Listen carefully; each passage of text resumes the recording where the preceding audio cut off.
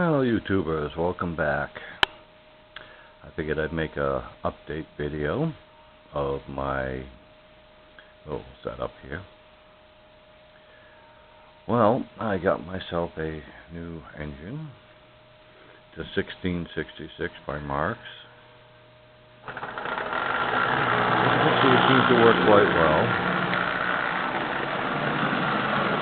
Smoke unit does work on it.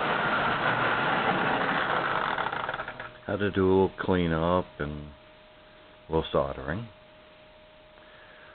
I also got a couple more buildings. I have the supermarket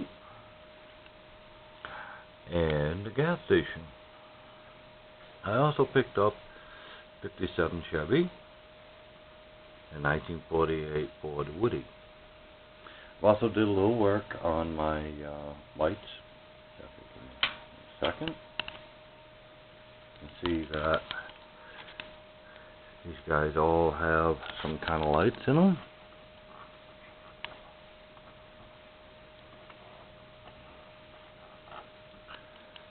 I worked on the lighting in all of these. Put the light back on.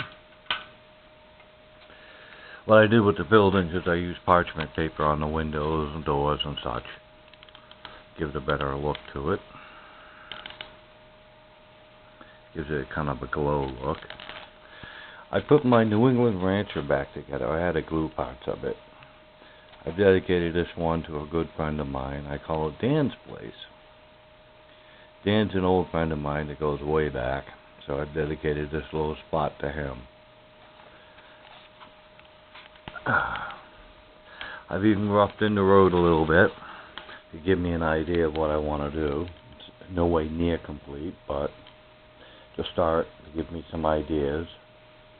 As you can see, there's a little bit of room here and there for other buildings, which may happen. Now, even right on this part right here, I may put a little Cape Cod cottage here.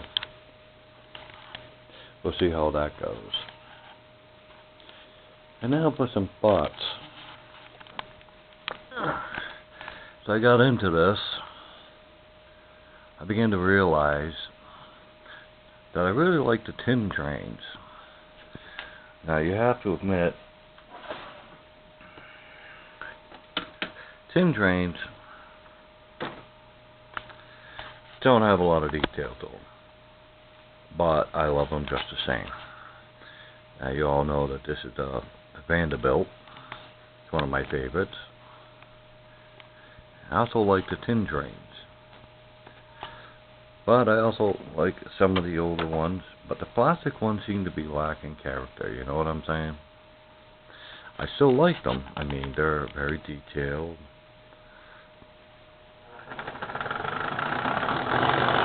And some of them, like this one, have a double reduction motor in it, which is amazing how slow you can make it go, which is nice.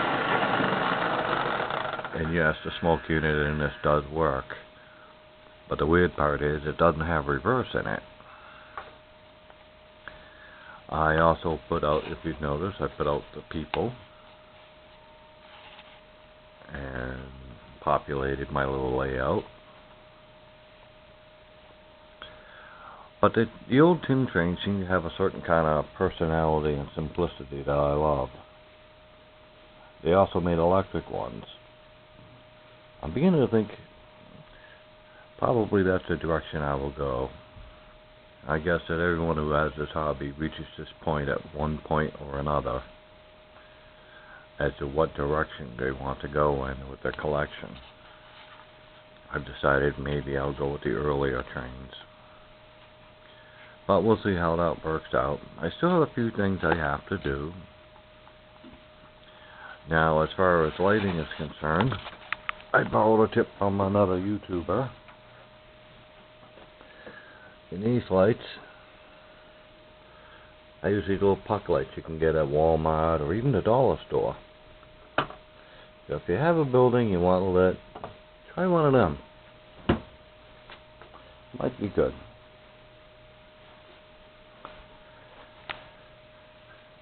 Some of my earliest memories are with Marx Trains and my dad. My dad's long gone. But I remember the Marx train I had. It was a cast model train. If I get another modern electric, as I like to call it, it's going to be one of those, either a 666 or a 333. Because I know it had to have been one of those two. Kind of a way to have a connection with my dad. But I also love the simplicity of the cars as well. I mean, let's face it, these are 6-inch cars, and I love tin litho. I mean, none of these are going to get points for realism. Just not going to happen. But I love them just the same. So that's the direction I think I'll go. I'll continue to work on this layout and hopefully at some point make a bigger one, which would be nice. Well, until next time, keep those trains running.